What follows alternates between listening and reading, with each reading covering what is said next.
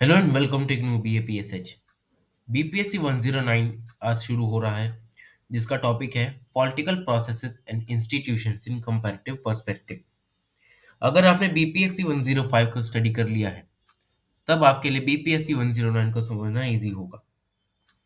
ये एक compulsory subject है BAPSS सेकेंड ईयर में, और इसमें टोटल 14 यूनिट्स हैं। आज इसका फर्स्ट यूनिट होने जा रहा है, जिसका नाम है पॉलिटिकल कल्चर। आज इस यूनिट का पार्ट वन होने वाला है, जिसमें आज हम फाइनेंस क्लासिफिकेशन तक के टॉपिक्स को कवर करेंगे। इंट्रोडक्शन की अगर मैं बात करूं, तो पॉलिटिकल कल्चर होता क्या है।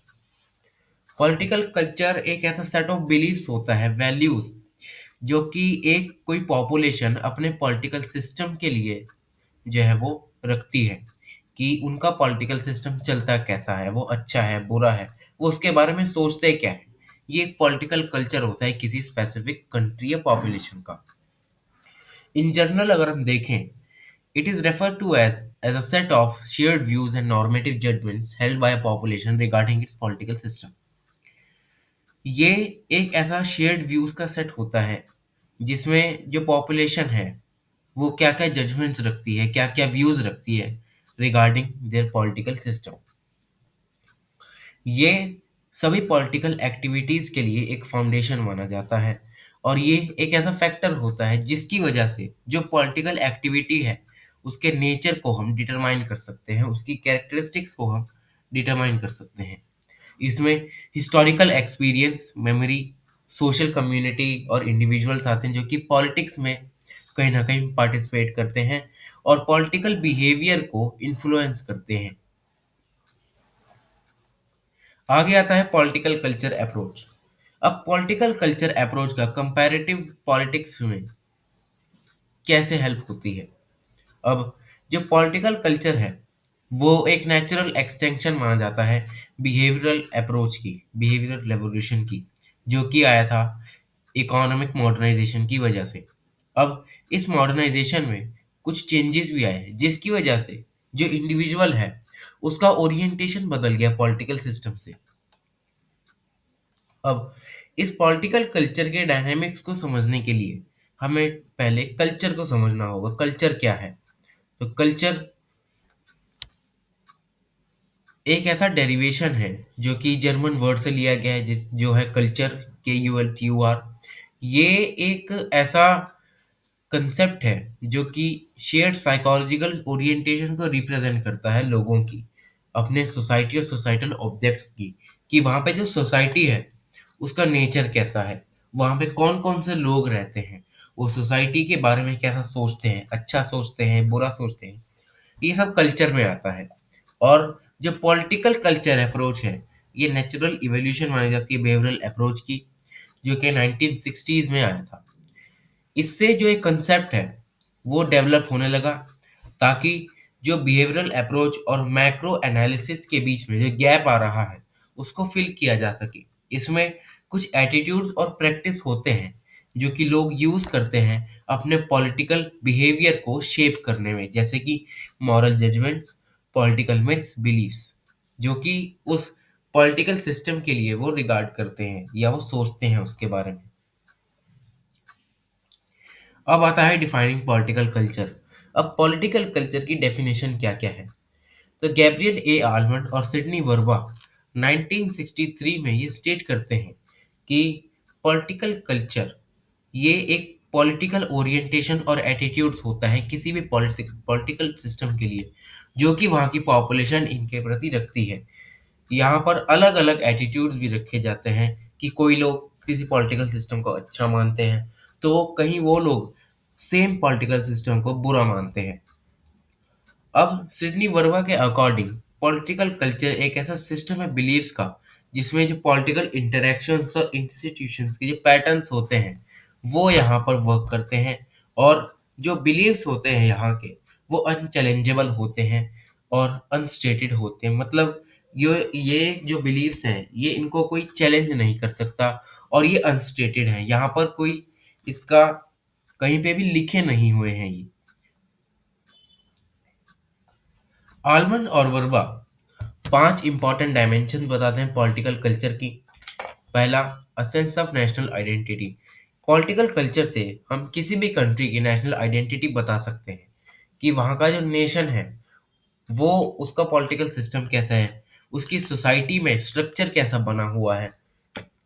आगे, attitude towards one self participation political life. अब पॉलिटिकल कल्चर से हमें पॉलिटिकल पार्टिसिपेशन के बारे में पता चलता है कि एक जो इंडिविजुअल है वो किस बिहाफ पर पॉलिटिकल सिस्टम में या पॉलिटिकल एक्टिविटीज में पार्टिसिपेट कर रहा है। आगे, attitude towards one fellow citizens. Political culture से फेलो सिटीजन्स का भी पता चलता है कि उनकी ओरिएंटेशन कैसी है। आगे, attitudes and expectations regarding governmental output. अब उस कल्चर के लोग, उस पॉलिटिकल कल्चर के लोग अपनी गवर्नमेंटल आउटपुट से क्या क्या एक्सपेक्टेशंस रखते हैं, क्या क्या उसकी गवर्नमेंटल परफॉर्मेंसेस से क्या क्या एक्सपेक्टेशंस रहती हैं, वो यहाँ पर पता चलता है। और लास्ट है attitude towards knowledge about political process. अब इससे पॉलिटिकल प्रोसेस के बारे में भी यहाँ पर जो नॉलेज आती है डिसीजन मेकिंग की, वो भी यहाँ पर हम जान सकते हैं। अब यहाँ पर अलग अलग थिंकर्स के डेफिनेशन दिए हुए हैं पॉलिटिकल कल्चर से रिलेटेड। सबसे पहला है पैट्रिक ओनील। पैट्रिक ओनील के अकॉर्डिंग जो पॉलिटिकल कल्चर है, ये कुछ नॉर्म्स हैं पॉलिटिकल एक्टिविटी के किसी सोसाइटी में, कि पॉलिटिकल जो एक्टिविटी है उसके लिए क्या क्या रूल्स यहाँ पर बनाए गए हैं, उनके अकॉर्डिंग ये पॉलिटिकल कल्चर होता है। एंड्रयू हेवर्ड के अकॉर्डिंग जो पॉलिटिकल कल्चर है, ये लोगों का साइकोलॉजिकल ओरिएंटेशन है कि वो पॉलिटिकल सिस्टम को किस नज़रिए से देखते हैं। आगे, रॉबर्ट हेडाल के अकॉर्डिंग जो पॉलिटिकल कल्चर है वो एक सिंगल यूनिट नहीं है, ये एक पैटर्न्स है, अलग अलग पैटर्न है, जिसमें जो पॉलिटिकल ओपोजिशन होती है इसके कुछ स्पेसिफिक एलिमेंट्स होते हैं, जैसे कि orientation of problem solving, orientation of collective actions, orientation of political system and orientation of other people. Almond and पावल के अकॉर्डिंग जो पॉलिटिकल कल्चर है ये एक ऐसा वेरिएबल होता है जिससे हम किसी भी नेशन के या किसी भी पॉपुलेशन के पॉलिटिकल कल्चर को एक्सप्लेन कर सकते हैं। आगे, लूसियन पाई के अकॉर्डिंग पॉलिटिकल कल्चर में कुछ ऐसे एट्रीब्यूट्स और फीलिंग्स या सेंटिमेंट्स आते हैं जिसकी वजह से जो पॉलिटिक्स होती है उनका हमें नेचर पता चलता है, और वहाँ के जो पॉलिटिकल प्रोसेस होते हैं उनसे उन्हें क्या फॉर्म मिलता है, क्या क्या वहाँ से डिसीजंस निकल कर आते हैं, ये सब लूसियन पाई कहते हैं ये पॉलिटिकल कल्चर है। अब इन सभी डेफिनेशन से हम जान सकते हैं कि जो पॉलिटिकल कल्चर है ये शॉर्ट हैंड एक्सप्रेशन है किसी भी एटीट्यूडनल और इमोशनल इन्वायरमेंट का, किसी भी पॉलिटिकल सिस्टम में जहाँ पर वो ऑपरेट करता है। किसी भी पॉलिटिकल सिस्टम में जो लोग पॉलिटिकल सिस्टम के लिए इमोशनल और एटीट्यूडनल इन्वायरमेंट को एक्सपेक्ट करते हैं वो पॉलिटिकल कल्चर होता है। इस प्रोसेस में पॉलिटिकल बिलीव्स, वैल्यूज, एटीट्यूड्स जो होती हैं वो लोगों के पॉलिटिकल बिहेवियर को इन्फ्लुएंस करती हैं, और उनका ये पॉलिटिकल बिहेवियर आगे एक पैटर्न बन जाता है जिसे पॉलिटिकल कल्चर कहा जाता है। ये एक ओवरऑल डिस्ट्रीब्यूशन होता है सिटीजन्स का अपने पॉलिटिकल प्रोसेस, पॉलिटिकल ऑब्जेक्ट्स के लिए।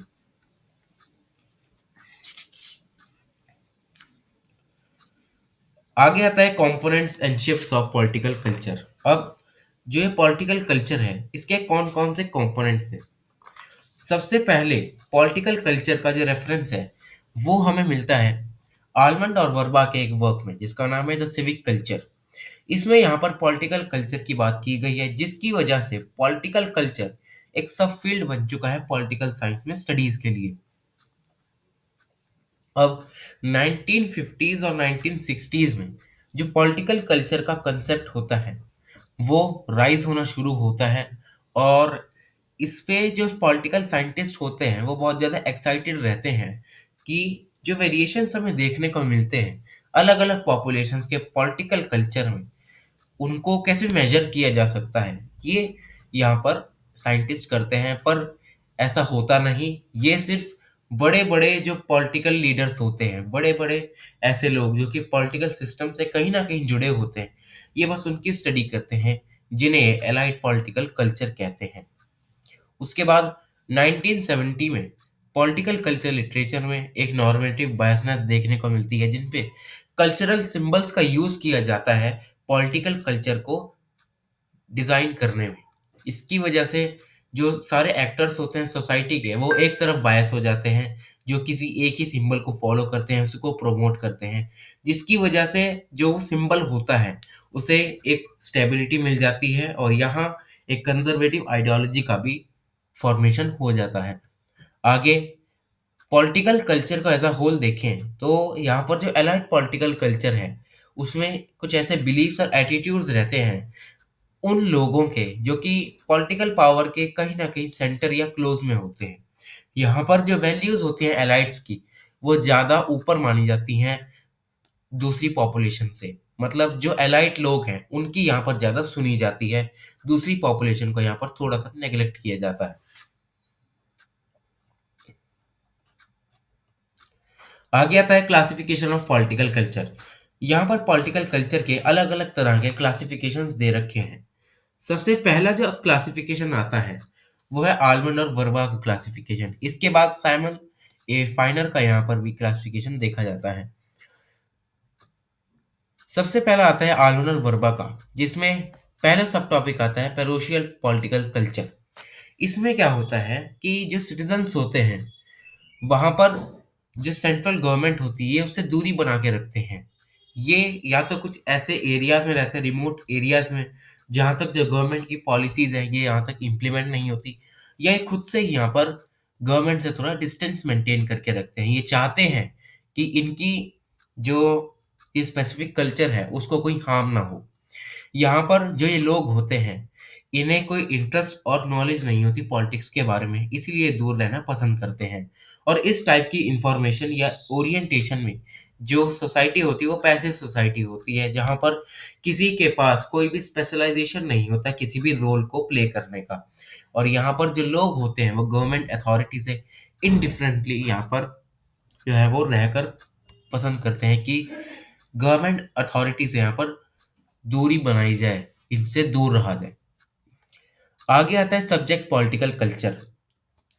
इस पॉलिटिकल कल्चर में जो सिटीजन्स होते हैं, वो ये मानते हैं कि वो नॉन पार्टिसिपेंट्स हैं पॉलिटिकल कल्चर में। मतलब ये किसी भी पॉलिटिकल प्रोसेस में पार्टिसिपेट नहीं करते। यहाँ पर जो लोग होते हैं, वो पसंद करते हैं एक डिक्टेटरशिप में रहना। इसका मतलब जो सिटीजन्स हैं इस पॉलिटिकल कल्चर के, वो पैसिव ओरिएंटेशन रखते हैं पॉलिटिकल सिस्टम की। मतलब वो पॉलिटिकल प्रोसेस से या पॉलिटिकल सिस्टम से दूर रहना चाहते हैं, पर वो चाहते हैं कि इनके ऊपर कोई डिक्टेटर रहे, ये डिक्टेटरशिप में रहना पसंद करते हैं। और ये एक मिनिमल इन्फ्लुएंस यहाँ पर शो करता है इनके पॉलिटिकल प्रोसेस का। अब जो इस ओरिएंटेशन के सिटीजन्स होते हैं, वो एक सेंट्रलाइज्ड अथॉरिटेरियन स्ट्रक्चर चाहते हैं कि यहाँ पर एक ही आदमी के पास या एक ही इंसान के पास सारी पावर है जो उन्हें रूल करे। और इस मॉडल में जो लोग होते हैं, उनके पास थोड़ी ज़्यादा अवेयरनेस और एक्सपेक्टेशंस होती है, पर यहाँ का जो पार्टिसिपेशन होता है वो बहुत ही कम होता है। वो चाहते हैं कि इलेक्शंस ना हो, एक डिक्टेटर ही इन पर रूल करे। आगे आता है पार्टिसिपेंट पॉलिटिकल कल्चर। इस पॉलिटिकल कल्चर में जो सिटीजन्स होते हैं, वो ये मानते हैं कि वो अपना कंट्रीब्यूशन दे सकते हैं सिस्टम के लिए और कहीं न कहीं ये उसको अफ़ेक्ट भी कर सकते हैं। अगर कोई यहाँ पर इंडिविजुअल ओरिएंटेड होता है सिस्टम के लिए, तो यहाँ पर 4 कंपोनेंट्स दिए गए हैं पॉलिटिक्स में। पहला है इनपुट, आउटपुट पॉलिटिकल सिस्टम, दूसरा है सेल्फ रोल पॉलिटिकल सिस्टम। इस जो ये व्यू होता है, ये एनकरेज करता है ज़्यादा से ज़्यादा पार्टिसिपेशन को। और इस कल्चर में पार्टिसिपेंट पॉलिटिकल कल्चर में हाईएस्ट नंबर ऑफ पार्टिसिपेशन देखा जाता है सिटीजन्स का। और आल्टमंड और वर्बा ये आर्ग्यू करते हैं कि यहाँ पर कोई भी सिंगल मॉडल नहीं होता पॉलिटिकल कल्चर का। ये दोबारा से इन्हीं पॉलिटिकल कल्चर को सब डिवाइड कर देते हैं। सबसे पहला आता है पेरोशियल एंड सब्जेक्ट। इस पॉलिटिकल कल्चर में यहाँ पर एक शिफ्ट देखने को मिलता है पेरोशियल से सब्जेक्ट जाने पर, जहाँ पर जो पेरोशियल लॉयल्टीज होती हैं, वो यहाँ पर डिक्लाइन पे जाती हैं। और जो सब्जेक्ट मैटर होता है, मतलब जो सब्जेक्ट होता है, वहाँ पर ज़्यादा अवेयरनेस फैलाई जाती है सेंट्रल अथॉरिटी के लिए, जहाँ पर जो इनहेबिटेंट्स वहाँ पर रह रहे हैं। आगे सब्जेक्ट एंड पार्टिसिपेंट। इस पॉलिटिकल कल्चर के टाइप में यहाँ पर एक शिफ्ट देखा जाता है सब्जेक्ट पॉलिटिकल ओरिएंटेशन से पार्टिसिपेंट पॉलिटिकल ओरिएंटेशन का। इसमें जो लोग होते हैं वो ज़्यादा से ज़्यादा एक्टिविस्ट जो टेंडेंसी होती है वो उसको डेवलप करते हैं, और ताकि वो पार्टिसिपेट कर पाएँ पॉलिटिकल प्रोसेस में और अपना कुछ कंट्रीब्यूशन दे पाएँ। पर अदर हैंड पे देखें, जो इंडिविजुअल्स यहाँ पर पैसिव ओरिएंटेशन रखते हैं, वो डिसीजन मेकिंग प्रोसेस में यहाँ पर पार्टिसिपेट नहीं कर पाते, वो एंड पर रहते हैं। आगे आता है पेरोशियल एंड पार्टिसिपेंट। इस पॉलिटिकल कल्चर में पेरोशियल ओरिएंटेशन में जो इंडिविजुअल्स होते हैं, वो एक नए पार्टिसिपेंट पॉलिटिकल ओरिएंटेशन से यहाँ पर उनका इंट्रोडक्शन कराया जाता है।